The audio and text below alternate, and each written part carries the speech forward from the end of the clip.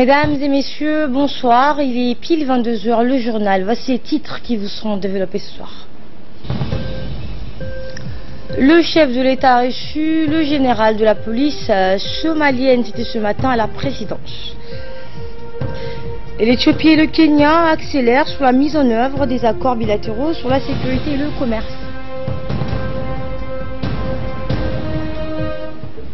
Bonsoir et merci de nous accueillir chez vous. Le président de la République, Ismaël Omar Guelleh, a reçu aujourd'hui en audience à la présidence les généraux somaliens Abdullahi Hassan Berisle et Saïd Ahmed Kadi. Les deux généraux somaliens sont arrivés à Djibouti le 2 mai dernier afin de s'enquérir de l'état d'avancement de la formation des policiers somaliens, formation assurée par l'Italie au sein de l'académie de la police de Nagad.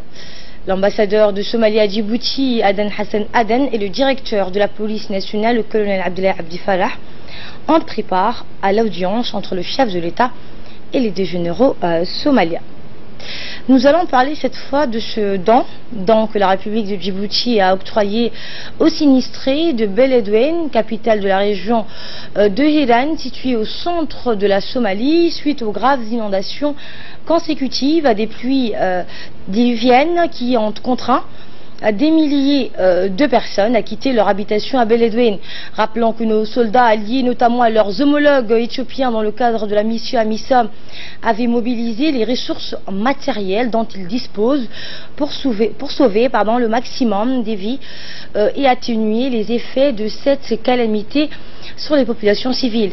Cette fois, ce don est composé de vivres et des couvertures pour les habitants de Beledweyne et a été distribué à la population sinistre de Beledweyne hier par le colonel Mohamed Berkhad Aden, commandant du secteur 4 de Hil Walal de la MISA, en présence du président de Hil Chabel et du gouverneur de Beledweyne, ont procédé à la distribution de ces vivres. La lutte contre le mouvement terroriste somalien Al-Shabaab affilié à Al-Qaïda, la sauvegarde de la paix et de la sécurité, la reconstruction du pays meurtri par plus de 2 décennies de guerre civile sont autant de missions auxquelles nos troupes et notre pays apportent leur contribution au quotidien.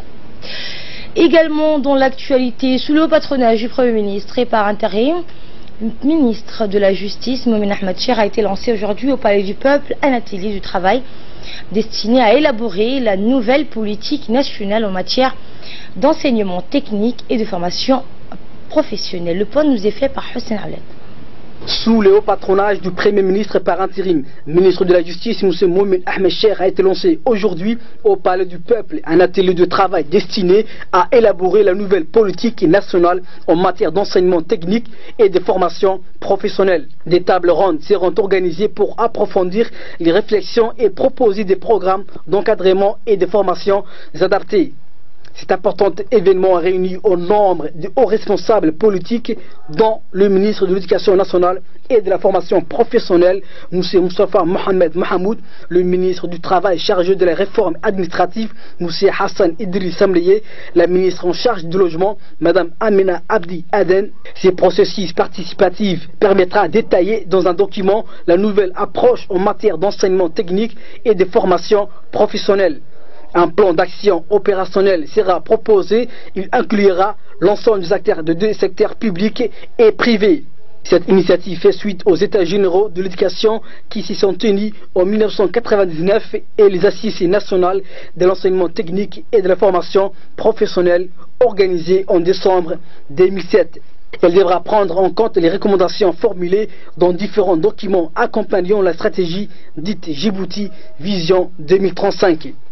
Dans un discours prononcé à cette occasion, le secrétaire général de l'association du transporteur routier, M. Roblé Mohamed, a souligné l'importance de la collaboration de tous les partenaires socio-professionnels avec le département de l'éducation nationale et de la formation professionnelle pour booster l'emploi. J'ai travaillé avec les différents ministères lorsqu'il s'agit de l'emploi, lorsqu'il s'agit de formation professionnelle. Car pour nous, des ouvriers bien formés, des chauffeurs bien formés, des mécaniciens bien formés, est une pérennisation pour nos investissements qui sont très lourds. C'est pour cela qu'on suit tout ce qui est de la formation professionnelle de près Et nous remercions encore le ministère concerné pour ses efforts. Et de son côté, le ministre de l'Éducation nationale et de la formation professionnelle, Moustapha Mohamed Mahmoud, a évoqué l'importance que révèle l'enseignement technique et de la formation professionnelle qui sont nécessaires pour bâtir un pays prospère pour nos enfants. Le ministre a indiqué que cette initiative permettra d'établir des liens forts entre les différents acteurs. Il a par la suite estimé, vous l'entendrez, que le rôle de chaque partenaire devra être mieux défini pour assurer une gestion efficiente et que les ressources donc financières doivent être suffisantes. Nous l'écoutons.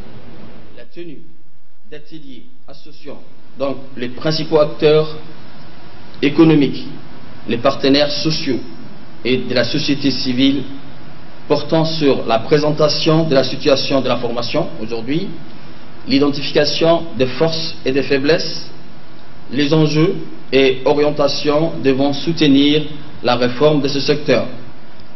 Ces éléments-là ainsi permettront d'enrichir le contenu de la politique nationale et de l'enseignement technique et de la formation professionnelle, mais aussi de renforcer le consensus social sur notre dispositif de développement des compétences. Ainsi, je crois que je ne peux que vous souhaiter un excellent travail et vous remercier de votre participation. Merci. Assalamu alaikum wa rahmatullahi wa barakatuh. Le Premier ministre par intérim et ministre de la Justice, Momin Ahmed Cher, a pour sa part rappelé que l'enseignement technique et la formation professionnelle ont toujours été au centre des préoccupations du chef de l'État et des autorités politiques. Il a indiqué que le gouvernement tient à en faire de la formation professionnelle un levier du développement économique et l'un des principaux instruments de la lutte contre la pauvreté. Voici ses propos. Aujourd'hui, c'est le lancement du processus d'élaboration et de validation de la politique nationale sur la formation technique et professionnelle qui nous réunit. C'est la pierre angulaire des principales mesures que nous comptons prendre ou mettre en place pour transformer cette politique au service de notre pays, de nos citoyens, de nos entreprises, suite à l'engagement du président de la République, son Excellence, M. Ismaïla Omar Guelleh. La question de la valorisation du capital humain à travers l'enseignement technique et la formation professionnelle a toujours été au centre de la politique de développement socio-économique du gouvernement, car elle constitue un levier incontournable pour le développement économique et un des mécanismes principaux pour lutter contre le chômage. Le gouvernement, dans sa lutte contre le chômage, a souvent pointé du doigt l'inadéquation entre la formation académique et les attentes du marché. Si le ministre de l'Éducation nationale a initié une politique nationale visant à corriger cette inadéquation, c'est tout à son honneur et je le félicite.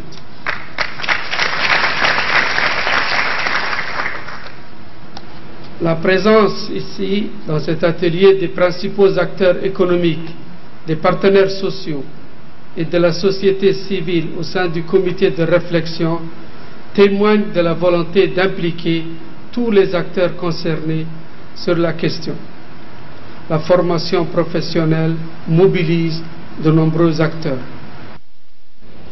Et à l'Assemblée nationale, le président du Parlement, Mohamed Ali Hamad, a reçu ce matin les membres de la Commission nationale de lutte contre la corruption. La commission de prévention et de la lutte contre la corruption a été créée, on le rappelle, en 2013. C'est une autorité administrative indépendante placée auprès de la présidence. Elle somme les hauts responsables politiques et administratifs à déclarer leurs biens immobiliers, fonciers, leurs revenus annuels et autres bijoux, voitures, fonds de commerce, etc. Cette déclaration prend également en compte les collections d'œuvres d'art, bref, tous les objets de valeur. Dans son intervention, le directeur des investigations de la commission, Hamza Abdiaden, a rappelé que la mission de sa commission est d'éradiquer la corruption en République de Djibouti. La lutte contre la corruption doit accompagner le développement économique et social prôné par le chef de l'État. Patrimoniale au début et à la fin de leur mandat. Je ne m'étalerai pas donc trop sur le sujet qui sera détaillé en profondeur par les responsables des déclarations patrimoniales de ma commission. Et je voudrais également conclure sans rappel donc à cette honorable assemblée que la déclaration de patrimoine est une bonne pratique.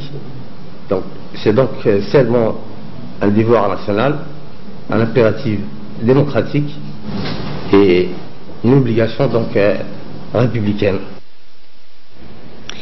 Et en recevant les membres de la Commission nationale de lutte contre la corruption, le président de l'Assemblée nationale, Mohamed Ali Hamad, leur a exprimé tous ses encouragements à bien mener leur mission et leur a indiqué que les représentants du peuple collaboreront avec eux. Voici ses propos. Essentiel pour la mise en œuvre d'une bonne gouvernance qui nous permettra d'atteindre une croissance durable sur tous les plans. L'exercice de la transparence passe par la déclaration de patrimoine des représentants du peuple, des membres du gouvernement et des hauts fonctionnaires de l'État. En se soumettant à cet exercice, le gouvernant conforte le gouverné qui ont placé toute leur confiance en eux. Mesdames et messieurs les élus du peuple, se plier aux exigences de la déclaration de patrimoine est une démarche républicaine et démocratique. Par conséquent, chacun devrait s'y soumettre naturellement et volontairement. Pour les élus du peuple que nous sommes, la déclaration du patrimoine revêt une importance primordiale en raison des rapports particuliers que nous entretenons avec le peuple djiboutien. Cependant, au-delà de sa portée morale, la déclaration du patrimoine permet de lutter contre la corruption et les dérives néfastes qu'elle comporte. Elle instaure notamment un climat de droiture propice pour une gouvernance qui se veut irréprochable et exemplaire. Sur le fond, cette initiative qui découle d'une volonté politique du chef de l'État, son Excellence M. Ismaël Omar Guelleh, pour assainir la gestion de l'administration publique, permet également à notre pays de gagner en notoriété et de se distinguer sur la scène internationale. D'autre part, il s'agit d'un processus qui, à court ou moyen terme, fera de notre pays une des destinations privilégiées pour les investissements étrangers qui ont largement décuplé ces dernières années. L'instauration d'une démocratie en adéquation avec les exigences de notre modernité ne saurait se passer de la déclaration du patrimoine qui constitue l'arme de prédilection de la République. Sur ce, donc, je déclare ouvert cet atelier donc, de présentation sur le fonctionnement de la Commission nationale indépendante pour la prévention de la lutte contre la corruption. À la une également, le ministre des Affaires étrangères, Mohamed Ali Youssouf, et l'ambassadeur de Chine en République de Djibouti ont procédé aujourd'hui à la signature d'un échange, donc d'une échange de notes relatives à la réalisation du projet de construction de 500 logements sociaux. C'est un reportage de la rédaction sur un commentaire de Hussein Aouled.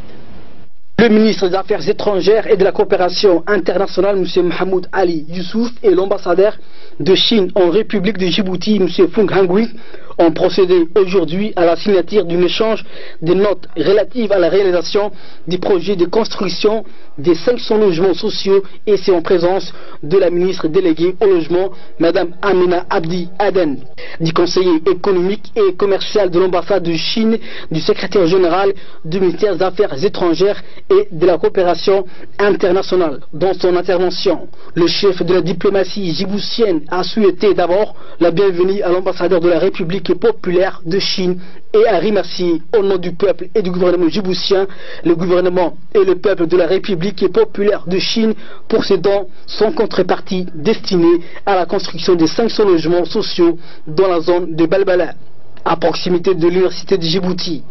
Il a souligné que ces projets de logements sociaux s'inscrivent dans la mise en œuvre de la politique de l'accès au logement initiée par le président de la République et son Excellence Ismaël Omar Guelleh. De son côté, l'ambassadeur de la République populaire de Chine a réitéré l'engagement de son pays à aider le gouvernement de Djibouti dans tous les domaines, notamment en matière de logement. Ces 500 logements sociaux, ce sont des logements de qualité supérieure, traduisent la volonté du gouvernement chinois de soutenir les efforts du gouvernement djiboutien pour améliorer les conditions d'habitat du peuple djiboutien. Ces logements seront équipés des murs de clôture, de l'eau, de l'électricité, du centre de loisirs, du parking et des postes de garde de sécurité. Ils formeront une zone d'habitation clôturée et sécurisée avec les services publics tels que le ramassage régulier des ordures ménagères. J'espère que cette zone d'habitation moderne puisse être un exemplaire de la coopération entre la Chine et Djibouti dans le domaine des logements sociaux. Dans son intervention, le chef de la diplomatie djiboutienne a souhaité d'abord la bienvenue à l'ambassadeur de la République populaire de Chine et a remercié au nom du peuple et du gouvernement djiboutien le gouvernement et le peuple de la République populaire de Chine pour ce don sans contrepartie destiné à la construction de 500 logements sociaux dans la zone de Balbala à proximité de l'université de Djibouti. Il a souligné que ce projet de logements sociaux s'inscrit dans la mise en œuvre de la politique de l'accès au logement initié par le président de la République. Écoutons le chef de la diplomatie djiboutienne. Ce projet de logements sociaux, situé dans la zone de Balbala, à proximité de l'université de Djibouti, s'inscrit dans la mise en œuvre de la politique de l'accès au logement initiée par le président de la République, son Excellence M. Ismaël Omar Guelleh. Les différents programmes d'accès au logement des familles djiboutiennes, pilotés par Madame la ministre déléguée chargée du logement, ont pour objectif ultime l'accès à la propriété immobilière de toutes les Djiboutiennes et de tous les Djiboutiens. La lutte contre l'insalubrité et les implantations sauvages qui progressivement se transforment en bidonvilles représente un autre axe de travail visant à réaliser les objectifs du programme Zéro Bidonville. En effet, cette lourde tâche ne peut se réaliser qu'à travers les efforts combinés des départements sectoriels compétents et les partenaires au développement. Et il convient de souligner à ce stade que l'action de la Fondation IOG pour l'accès au logement, et qui, elle, se concentre sur les plus pauvres, pour qui l'accès au logement ne sera possible que grâce à la solidarité nationale et à la générosité de ceux qui en ont les moyens. Aujourd'hui, sous la houlette du chef de l'État, cette fondation a logé des centaines de familles depuis l'an dernier.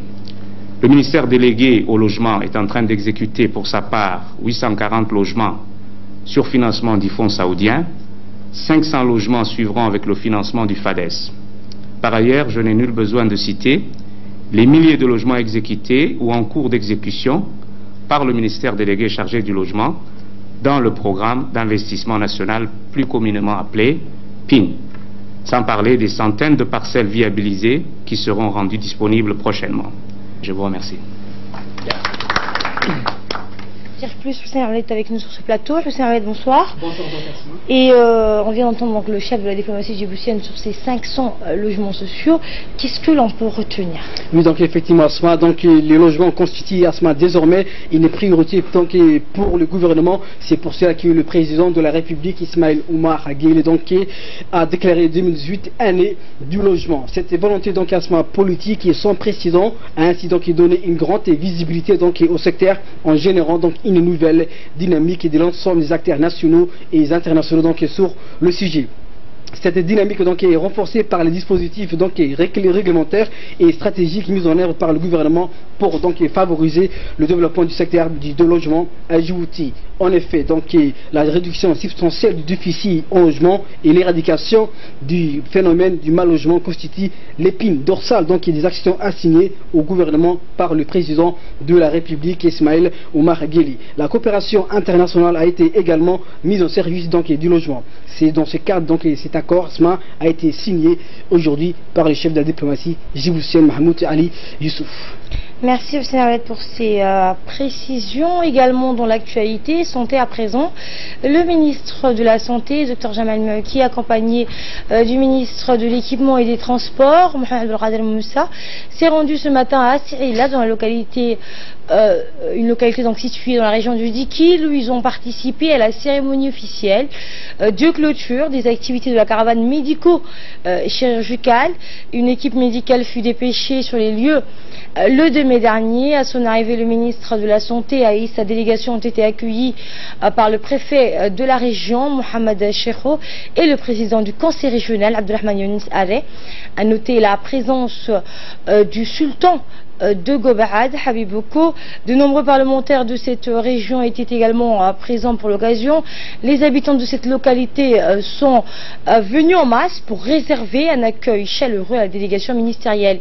Et celle-ci n'a pas boudé au plaisir de prendre un bain de foule. Certains ont effectué le déplacement depuis les localités avoisinantes, Daka, Bekele, Kotabouya ou même Tamiro pour accueillir en grande pompe le ministre de la Santé, Dr Jamal Mewaki, et son collègue de l'équipement et des transports, Mohamed Abdelkader Moussa Hellam.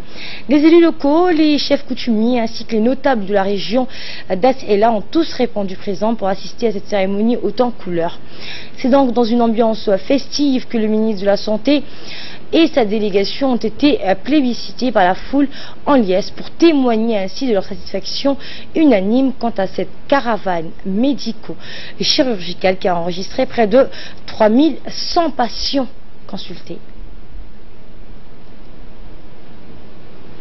Et en tant que natif de la région, le ministre de l'Équipement et des Transports a pris la parole pour féliciter et encourager son collègue de la santé ainsi que son département pour la qualité des soins prodigués.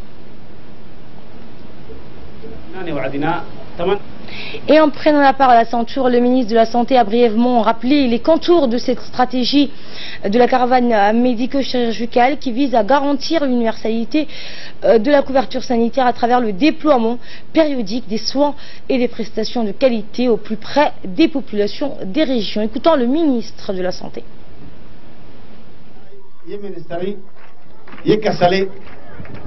président conseil As'ela Chiribi Assalamu alaikum wa rahmatullahi wa barakatuh. Comme vous le savez, la région de Dikil et la région de l'unité nationale, c'est une région très importante pour la République de Djibouti, pour le président de la République, pour le gouvernement. Et à chaque fois qu'il y a des activités, Dikil doit être en premier rang. Le président de la République, son Excellence M. Ismaël Omar Guelleh, lorsque vous avez envoyé vos doléances, a donné des instructions à tous ces départements pour que nous puissions répondre à ces doléances. Parmi ces doléances figurait l'électricité. Aujourd'hui, As'ela est électrifiée, toute la ville d'As'ela est électrifiée grâce à Dieu et grâce au président de la République. Vous avez parlé de l'eau. L'adduction de l'eau a été réparée. Vous avez parlé de la télécommunication. Le téléphone jusqu'à l'AKB, il y a le réseau téléphonique aujourd'hui. Vous avez demandé des soins. Le président m'a ordonné de réhabiliter complètement l'hôpital de As'ela. Inch'Allah, c'est que ça sera bientôt fait. L'ambulance que vous avez demandé, une ambulance neuve, le président a donné des instructions pour que nous mettons à la disposition d'As'ela une ambulance flambant neuve qui est là devant vous. Il y a une deuxième voiture qui est équipe mobile, qui prendra les médecins de Dikil et qui partira dans toutes les localités de la région de Dikil, que ce soit Dikil, que ce soit Kotabouya, que ce soit Sankal, que ce soit Yuboki, tous les secteurs de la région de Dikil sera couvert avec l'équipe mobile, Inch'Allah. À part cela, aujourd'hui, nous procéderons à la clôture de la caravane médicale, qui est constituée de plusieurs médecins spécialistes ainsi que généralistes. Si hier, les gens se plaignaient d'ophtalmologie, ici, durant la caravane, plus de 100 personnes ont été traitées et opérées en matière d'ophtalmologie. Si les femmes, surtout, qui sont les plus importantes de notre population, dans lesquelles la première dame, Mme Khadra Mahamoud Haïd, tout le temps, nous ordonne, nous recommande et nous demande de donner un traitement de faveur. Ici, les gynécologues sont venus et ont traité, que ce soit nos sœurs, nos mères et nos femmes, ceux qui sont enceintes, ceux qui ont des problèmes gynécologiques ou ceux qui sont traités par prévention, tous ont eu des traitements. Plus de 200 femmes ont été soignées. Il y a l'ORL, il y a la chirurgie, il y a la pédiatrie. Plus de 3100 personnes ont été soignées avec des soins gratuits, des médicaments gratuits, grâce au département de la santé et en collaboration avec le secrétaire d'État aux affaires sociales. Nous avons, alhamdulillah, pu soigner. Et Inch'Allah, aujourd'hui, je pense que la population de As'ela, c'est de Kotabouya, c'est de Bakéré, et tous les autres qui sont venus sont, alhamdulillah, heureux d'avoir des soins spécialisés. Ce n'est ni la première fois, ni la dernière fois. Nous allons continuer à venir tous les 3 mois, tous les 4 mois, à pouvoir vous approcher une médecine spécialisée telle que le président de la République a souhaité. Et par la suite, le ministre de la Santé, Dr Jamal Merouki, et sa délégation ont procédé à la visite des salles de consultation pour s'enquérir de visu sur le déroulement des activités de la caravane médico-chirurgicale qui se tient au sein du centre de santé de Saïla. Pour rappel, depuis le 2 mai dernier, une trentaine de médecins spécialistes et des paramédicaux ont fourni au profit des habitants de cette localité des prestations spécialisées telles que la stomatologie, l'ORL, la rhumatologie, la gynécologie, la dermatologie et la pédiatrie.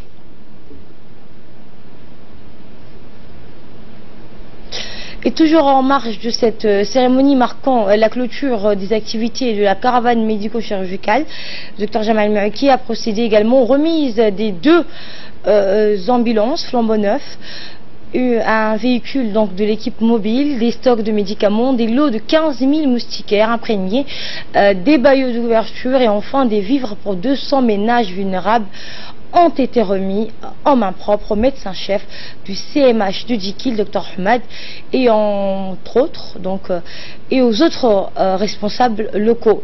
Outre l'octroi d'une importante quantité de vivres destinés à plus de 200 ménages les plus démunis de la région, le ministre a aussi remis les clés d'une ambulance entièrement équipée et flambant neuve, ainsi qu'un véhicule pour l'équipe mobile afin de couvrir les besoins de la localité de As'ela pour le transport des malades et les évacuations. Par la suite, le ministre de la Santé et sa délégation ont rencontré la population de cette localité pour discuter et échanger sur les questions qui les préoccupent, mais aussi et surtout pour écouter leurs doléances. Plusieurs personnalités, dont le sultan de Gobaad, le préfet, le président du conseil régional et le ministre de l'équipement et des transports, ont assisté aux côtés du ministre de la Santé à cet exercice de démocratie participative à travers ce dialogue avec la population qui s'est tenu donc à As'ela. En effet, la concertation a mobilisé pas moins d'une centaine de recals et des notables, de nombreux femmes, leaders et également des représentants de la jeunesse d'As'ela qui se sont adressés directement au ministre de la Santé en exposant leurs problèmes, en formulant leurs doléances sur les sujets qui les préoccupent. À cet égard, les différents intervenants ont tenu à remercier le Dr Jamal Merouki, ministre de la Santé, pour avoir rendu possible cette belle opportunité du dialogue franc et direct.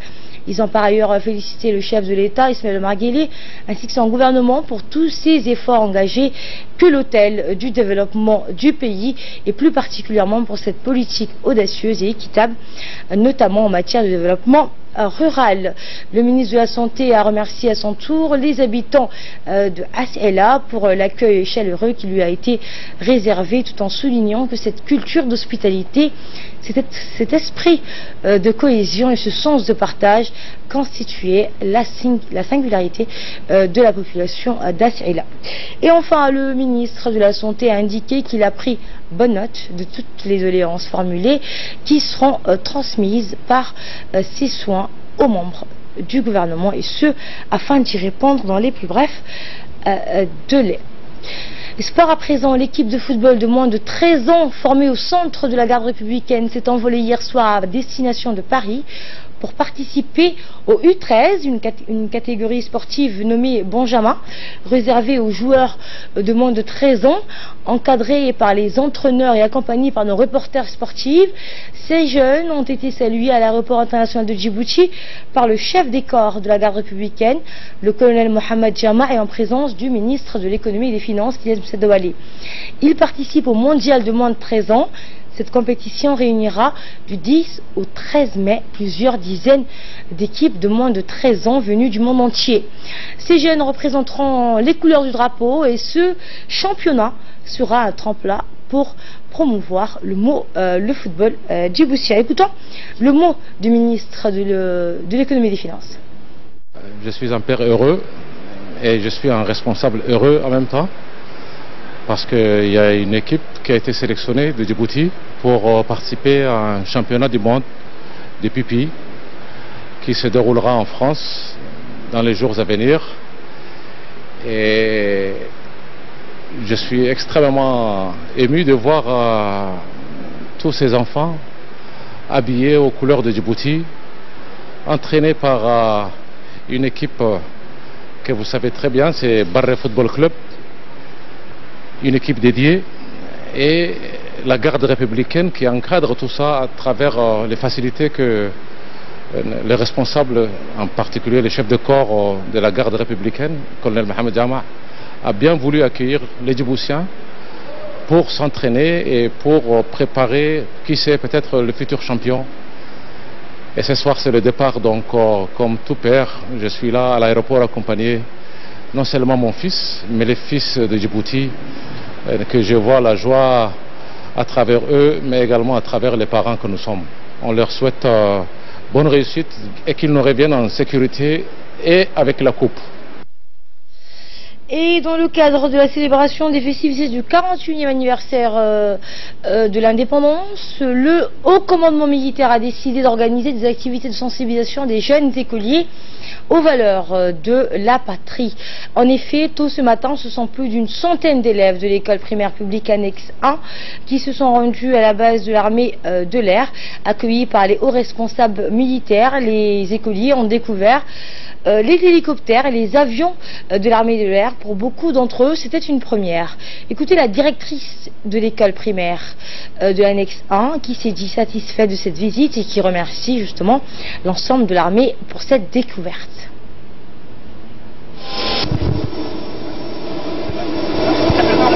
Elle vient de Canada. Elle vient du Canada, ah oui, ça.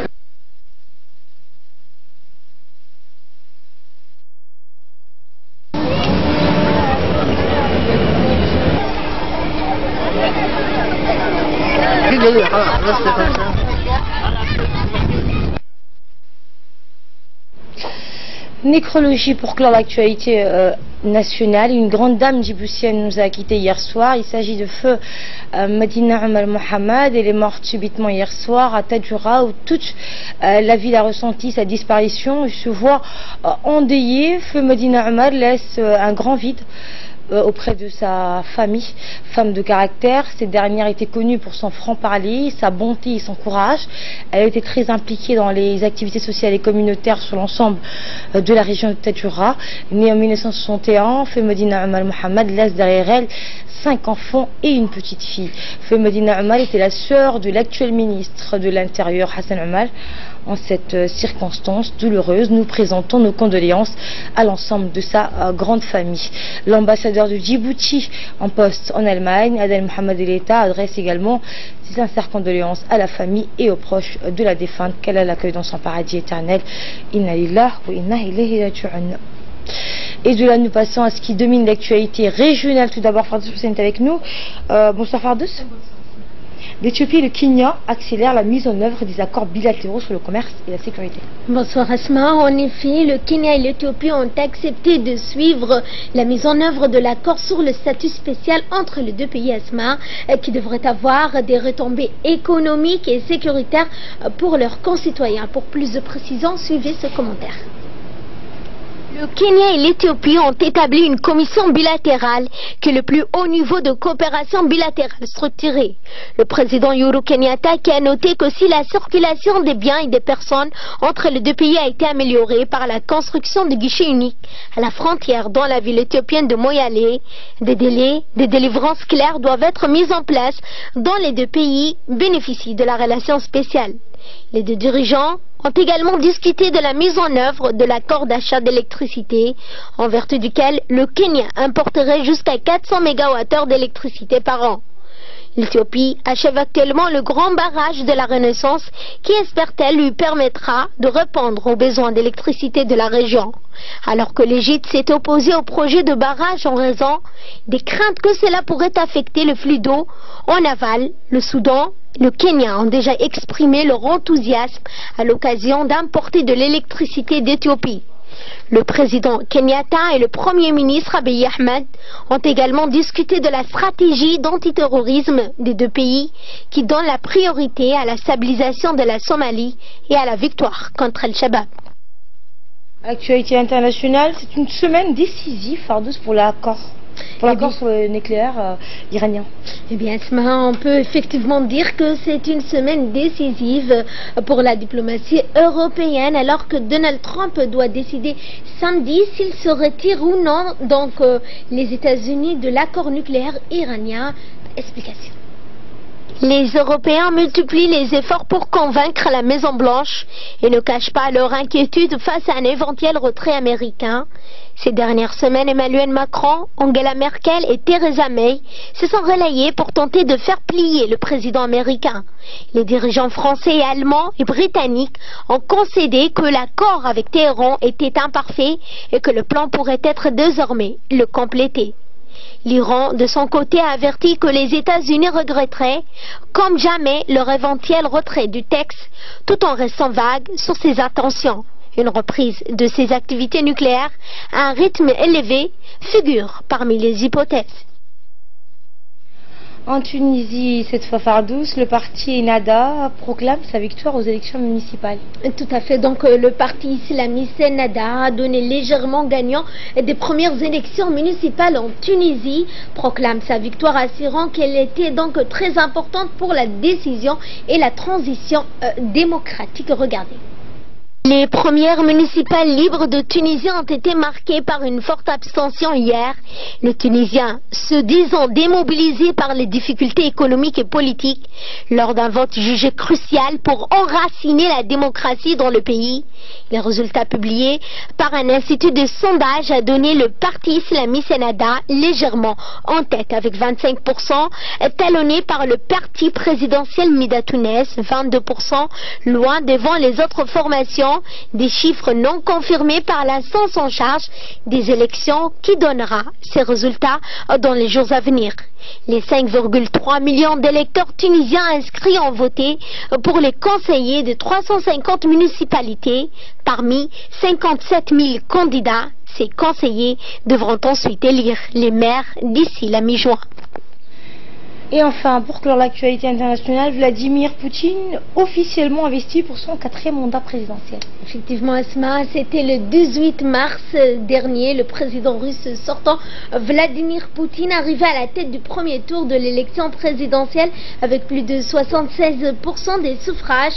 Ce 7 mai, la cérémonie d'investiture du chef de l'État s'est tenue au Kremlin. Comme le veut la tradition, Vladimir Poutine a prêté serment, réaffirmant son engagement devant le peuple russe. Le Le président a proposé lundi une nouvelle fois Dimitri Medvedev comme Premier ministre peu après avoir été donc prêté serment pour son 4e mandat à la tête de la présidence de Russie. Durant son discours d'investiture, le président russe a déclaré, je le cite, « Il est de mon devoir de servir la Russie pour que notre peuple prospère, c'est l'objectif de ma vie ».